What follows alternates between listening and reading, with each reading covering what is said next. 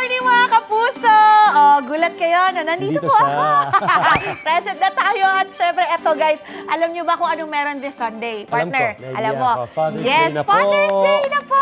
Advance Happy Father's Day po sa lahat ng tatay, papa at daddy dyan. Saan po ang celebration at ang handa nyo? Nako, saan kaya? Ito, sure ako, 10 out of 10 favorite ng mga tatay ito. Crispy Pata! Wow! Ito nga ang food trip natin this morning. At good news pa, buy one take one din ito. Aba? Ha? Wait, Totoo saan tong ba? lugar na yan? Aba, talagang hindi mabibitin ng mga tatay dito, no? Dahil buy one, take one, aba, sulit yan. Pero for sure ako, ito ang tanong ninyo, kung magkano? Kaya naman si Chef JR, nandiyan para sagutin yan. Chef JR, magkano nga ba? Ang buy one take one na Crispy crispy pata. pata. Oh Hi, my Shai! gosh. Favorite nila in order to eh. Tama ka dyan. Saktong-sakto. Yung crispy pata natin, sa ano, lasing na baboy. 650 to 1,150 lang. Wow! At sabi nyo nga dyan sa studio, buy one, take one. Kaya naman talagang Ayoko nga. patok na patok. Totally agree with you, Shai. 10 out of 10. Paborito ng mga airpods to. Perfect nga. Sinabi nyo rin dyan na Father's Day. Dahil yung mga airpods natin, sigurado kahit anong panahon, kahit anong oras, nagkikrave sa gantong klase ng pagkain. Very crispy. At makikita nyo naman, very generous serving, very affordable.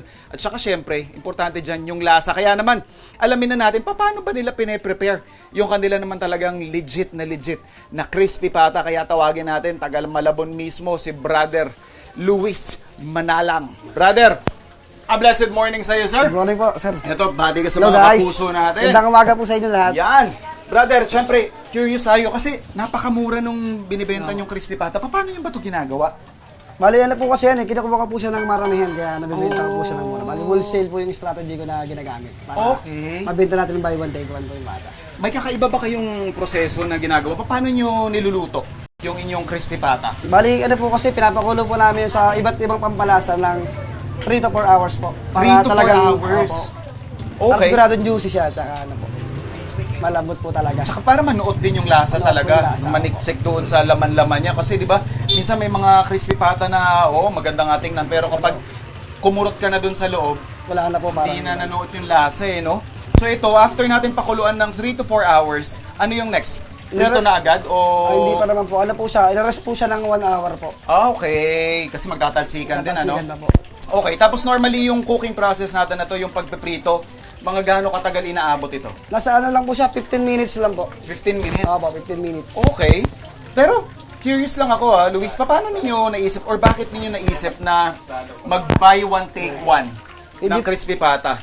Eh dito po kasi ay marami pong tao rito, tapos marami pong mga gustong mga pulutan.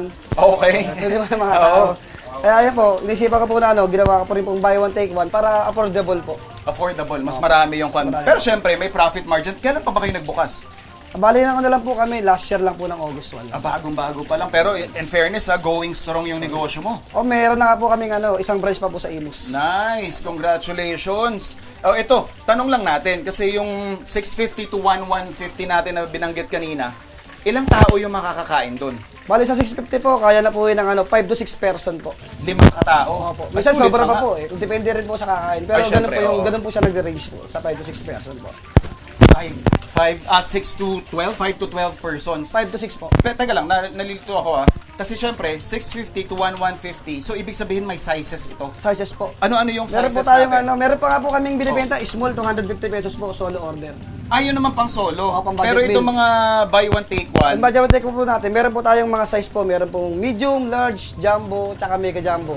Okay. Yung medium po 650, 750 yung large, 850 yung jumbo. Kasi pinakamalaki 950. Tapos meron pa po pala yung tinatawag namin na Pro Max. Yung malaking malaking pata. Ala, po talaga. dinosaur na Ala, yan, dinosaur aray. po. Pero nga po tawag nila minsan ulo ng dinosaur. Tapos, nabanggit mo na din, solo order. Opo. Magkano naman yung solo order natin? Ayun, pag solo order po, yung mga gusto lang po ng mga pangulam nila, meron po tayong solo 350, 400, 450, 500. Tapos yung pinakamahal po 600 po. Kung na to, hindi na to buy one, take Hindi one. na po. Okay, pero sakto to, at least 2 persons pataas. Opo, opo. Saktong-sakto. Teka lang, kasi nakita natin may isang bandehado na ako naka-ready Opo, ayan. dito. Gaano ba karaming crispy pata yung inyong pine-prepare dito kada araw? Ayan, no? Pag weekdays po, umubos po kami ng 100 pieces plus po. 100 pieces. Tapos pag may mga occasion po, umubos kami ng 1 tonelada po.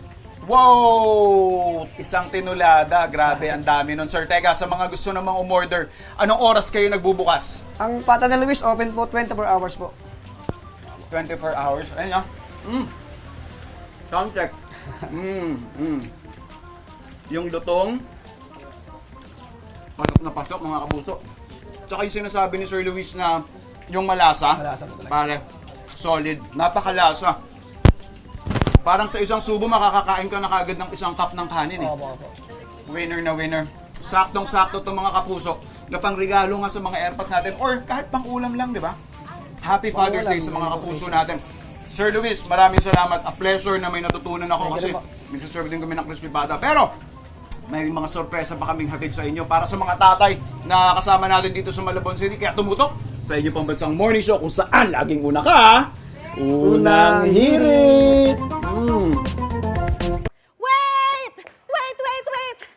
Wait lang! Huwag mo muna i-close. Mag-subscribe ka na muna sa GMA Public Affairs YouTube channel para lagi kang una sa mga latest kwento at balita. I-follow mo na rin ang official social media pages ng Unang Hirit. Thank you. O sige na,